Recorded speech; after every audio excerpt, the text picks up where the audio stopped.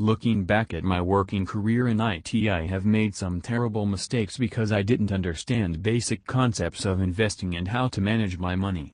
I was afraid, too passive, and thought this is all too complicated for me. As I grew my knowledge, I had made my money work for me eventually. Below are the key lessons learned. I am hoping you can benefit from my learnings by reading and supporting this blog with your commentary and thoughts. 1. The power of saving every month.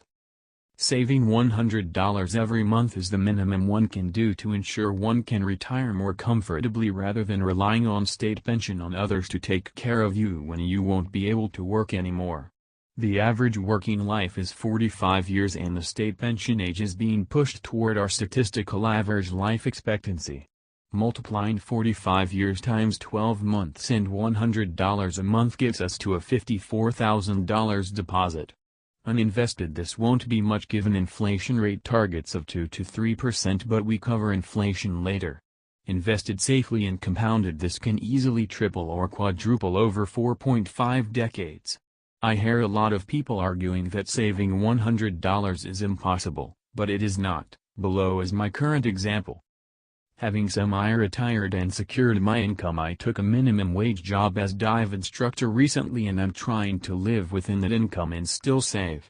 I net about €950 a month working 6 days a week at 10.5 hours on average. That is way below the minimum wage requirement in Spain, but hey, nothing new to be screwed over by the employer, right? The job is physically demanding and I eat a lot more than before, burning roughly through 3 times more calories a day than before. I drink cocktails and beers in fancy beach bars with my colleagues, eat out in nice restaurants 2-3 times a week, never cook, but still manage to save about 30% of my net salary every month, almost $350 a month. Most importantly, I'm not touching my real estate income of $3,500. I love how fit I became, losing 12 kgs already, and sleeping like a baby every night, while spending my working day out and about in and around tropically warm waters and lots of sun. I'm surrounded by smiles of happy customers every day, teaching my biggest passion, exchanging travel and diving experiences with like-minded souls on a daily basis. If I were to keep my current lifestyle working for another 30 years on my current salary doing my dream job, and investing these savings alone, I could generate almost $500,000 till I reach my official retirement age of 67. Not too bad for a below minimum wage job, right? 2. Compound interest is the strongest force in the universe. Einstein was once credited to have said that compound interest is the strongest force in the universe. He was absolutely right. Compound interest is basically taking your period interest income paid into your account, whereby growing your principal, the total monetary value of what you have invested, and reinvesting that amount continuously. The growth curve of your investment basically shows an exponential growth pattern. This is exactly what you miss out on living beyond your means on any sort of banking loans. Rather than investing in your personal financial future, you are investing into the banks paying off your loans long term at a much higher interest rate than the bank would ever offer you as a depositor of cash. You need to read up on compound interest if you do not understand it fully. It is what helps small investments grow into large portfolios over an extended period of time. 3. Understanding inflation. There is another force that affects the value of your investments/savings, and that is inflation. Inflation reduces the value of your money each year in most countries. The typical developed nation's central bank aims at an inflation rate of 2%. This is considered healthy for a moderately growing developed economy. The thing with inflation is that if you have your money stashed away under your mattress and not having it invested, you would lose 2% every year because prices for goods and services are inflating, getting more expensive, each year. Say you have $100,000 saved and sitting in a bank account that generates the typical 0.05% of interest. You would lose 1.95% each year due to a 2% inflation. That would be $1,950 a year or $162.50 a month. Never ever hold your money in such bank account. A friend of mine had saved his whole life not investing in anything and had all his money on such an account. He stashed away a very respectable $500,000, but because the money was just sitting there it was costing him almost $10,000 a year due to inflation in his country. 4. Index fund investing. One of the easiest forms of investing are low-cost index funds. Rather than actively investing in particular companies and risking getting it wrong, the savviest investors choose for the bulk of their portfolio to sit in index funds. Investing in index funds is basically like investing in the average market growth of a given market. It could US stocks, European stocks, Asian stocks, or global stocks. I missed out on this as I only recently learned about it, leaving hundreds of thousands of dollars on the table when I did the maths. That wasn't a great day, believe me. Whenever investing, it is important to remember that you basically gamble taking risks. Only invest what you can afford to lose. Timing is also very important with stocks, so be aware of the cyclical nature of capital markets. Despite generally saying that index funds are a great way to invest your savings passively, I would never put my money into the stock market right now. It is highly overvalued, we see signs of weakness, stagnating growth, and I strongly believe in a massive correction being on the medium-term horizon. Once the bear market will eliminate a large chunk of the stock markets globally, I will invest in index funds for the first time. 5.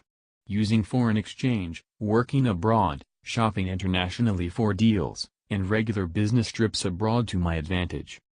Whether you're travel or abroad, plan to invest in a foreign country, or consider moving to work overseas, you need to understand foreign currency exchange rates and recognize bargains in foreign countries. I found that shopping casual clothes in the US was the most economical, buying professional white-collar job clothes in Germany, and traveling for leisure in Asia to be the best bang for buck. Income tax requirements in Switzerland, Hong Kong, Dubai, and Singapore are the best, while cost of living compared to income was the best in Singapore. Shopping abroad where it makes sense. I saved thousands of dollars over my past career shopping clothes overseas rather than in Australia or Singapore, where prices were multiple times higher for the same clothes. Whenever I had my annual business trip to the US, I would go with 2 empty luggages and fill them up on a 2-hour shopping spree in a factory outlet mall. I only did that whenever the exchange rate was favorable, making sure I do not only get my casual clothes 3-4 times cheaper but also maybe 10 to 20% off against the currency I was earning in. The side benefit was that I reduced my shopping time from hours a month to about 1 hour per year on average. Did I mention I despise spending any time in shopping malls? Another example were working suits. In Australia and Singapore the average Hugo Boss suit was about $2,000, ridiculous, when you know that you can plan a trip to Germany and buy 10 suits for that price in the discounted section of the Hugo Boss outlet factory. Of course I would plan a side trip down to southern Germany to visit the beautiful outlet village of Metzingen whenever a work trip opportunity arose. Did I mention the 19% VAT that I could reclaim at the airport on my way back yet? The personal value of business trips. So during the peak of my career I used to travel between 150 to 250 days a year, mostly international for my job. Sounds crazy? It was. But there was a huge upside to it. The amount of frequent flyer miles I earned paid almost all my private trips as flight costs. I got to fly suites, first, and business class all across the world. I barely had to buy any food and drinks whenever I traveled, as I was eating out all the time on the company's in/or customers tab. That is a huge saving for your personal expenses, plus the culinary experience was priceless. I was always looking forward to going to say Thailand for some spicy pad Thai, curries in India, nasi goreng in Indonesia, sushi in Japan, Korean barbecue in Seoul, and schnitzel with sauerkraut in Germany. In addition, I got to meet my family and friends all over the globe and life seemed really good. This lifestyle is obviously not for everybody, but I for one loved it to bits, albeit it being hectic and stressful at times. Country of residence and the impact on your savings. When I was mid-career, I didn't merely evaluate my next boss, team, growth potential, but added new dimensions to my decision criteria: foreign exchange rates, income tax rate, state pension requirements for foreigners, health insurance fees, and general cost of living. This helped me boost my savings tremendously.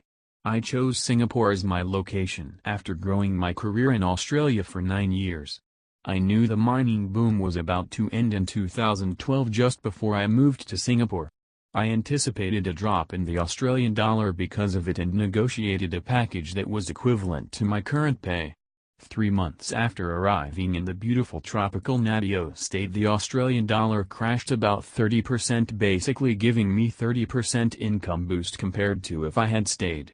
In addition, my income tax dropped by 75% from 40% to 10%, and my state pension requirements reduced from 9% of my income to 0% in Singapore. I thought I hit the jackpot. I was suddenly saving 3x more than I was in Australia, living a far higher quality of life and being closer to my family in Europe. Food was healthier and cheaper. Flights were heavily discounted due to the intense competition, making traveling in Southeast Asia escapes much more affordable than in Australia, and the rent and utilities costs were similar. Career opportunities were amazing, coming from a small office at the end of the world to the Asia headquarters of my company, and I managed to grow my salary by 50% in only 3 years by taking up the right opportunities. The one thing I regret about Australia besides the mediocre savings rate is the fact that I have 160,000 Australian dollars sitting in a managed fund which I cannot access until I'm 59, early retirement age in Australia. It is killing me to see my hard-earned dollars being managed by some mediocre fund managers and the Australian law not allowing me to access this even though I could increase the return multiple times over. D. Foreign investment in real estate. I have been saving 13 years without investing any of my money ever.